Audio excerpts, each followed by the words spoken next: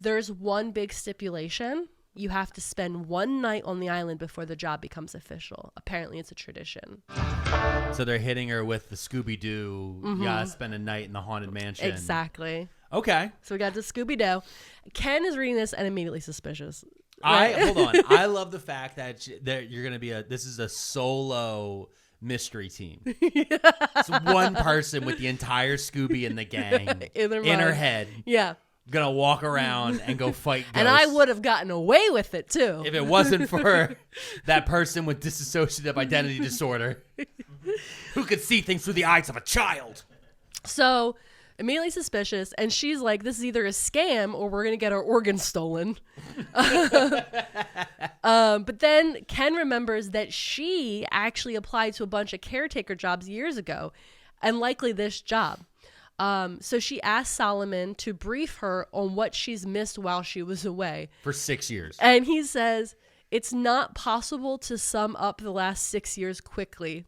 And he says, Trump became president. Climate disasters are an everyday occurrence. The global rise of fascism is rocketing like it's 1932. The rights of women, minorities, and queer people are being stripped away. And there's the pandemic that killed millions around the world, and everyone is pretending like it's over. And she's like, Trump, fascism, pandemic. Okay, hold on. I am so blown away because, like, imagine going to sleep in 2015. Mm-hmm. That's basically what happened. And now it's 2020. It's probably like late 21. I mean, It feels like maybe early 22. It's like 2021. I think it's right before vaccine. Well, no, he said that everyone's pretending it's over. Oh, yeah. So maybe it's like post-vaccine. Vaccine probably just hit. And people are like, we're not wearing masks anymore. Yeah. So, I mean, maybe we're like March or April 22. Mm-hmm. That's so crazy. Because there's been a lot of people who like joked about that, like people going into a coma and then waking up and then having to have everything Imagine explained. having that explainer. Oh, it was that lady did the TikToks, remember, where she would like look back in time and they're like, what are you talking about, murder hornets? Oh yeah, there was a girl, she was like every 3 months she was being visited by it would show herself for 3 months prior and she'd have to go back. Yeah, it was incredible. Yeah. She really kept TikTok together during the pandemic. Yeah, she was a Canadian comedian actress. But we're at war with them now. We're at war with them? I'm not at war with anyone. We're except at trade for war. myself. We're at trade war with Canada. I'm not at trade war with them. Trade war with Canada. Oh, okay, shush. So while she's grappling with all this new information and the realization that Della is missing, and apparently now Ken is in charge, the boat that's on its way towards her pulls up, and it says... she's going to the house right now. Oh, it just dawned on me. Yeah. That's why she's at the dock. Yeah, it's her first day of her new job at the new house.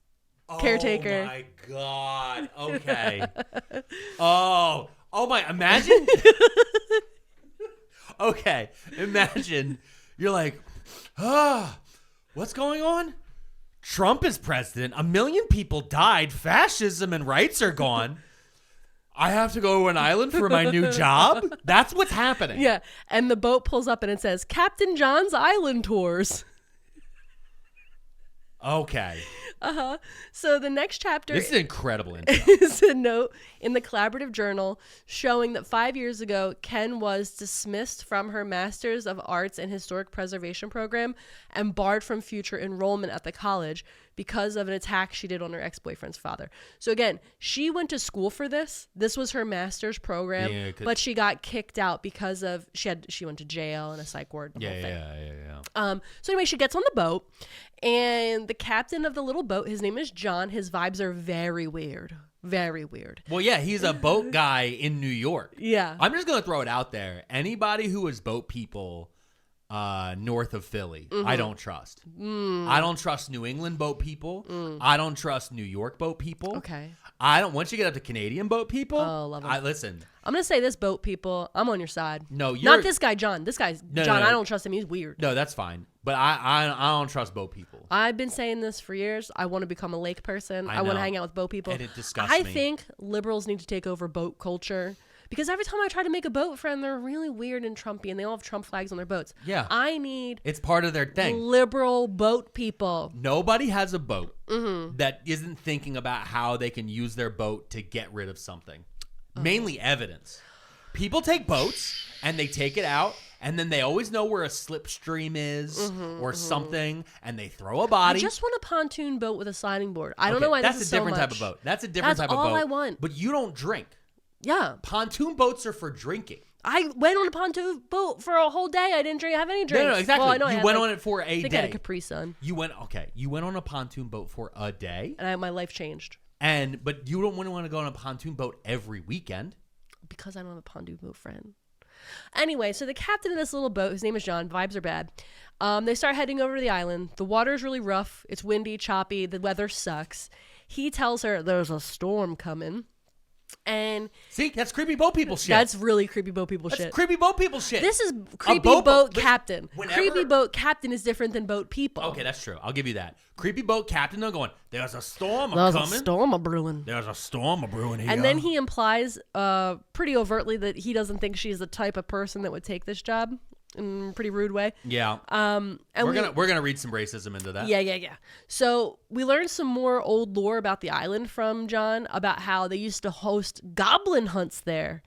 And when they finally make it to the island... That feels anti-Semitic. I'm going to throw that out there. I'm just going to throw that out there. They hunt the goblins. Yeah, we're hunting the goblins. And they finally make it in the Hudson River. The island in the Hudson River. That's what I'm saying. We're in the Hudson River. So we finally make it to the island where there's a big mansion. And it's not a mansion. It's a fucking castle. It's a real castle. Oh. Okay? It's a big castle, and she's going to be the caretaker for it. But the thing is, as she bears witness and she sees this castle, while she's on the boat putting towards it, this castle is an exact replica of the castle in her mind palace. It's the same fucking castle that's in her mind where everybody lives. And she's never seen this castle before. So when she sees it, she can't even breathe. She's like, what the fuck is going on? Yeah. Remember to smile.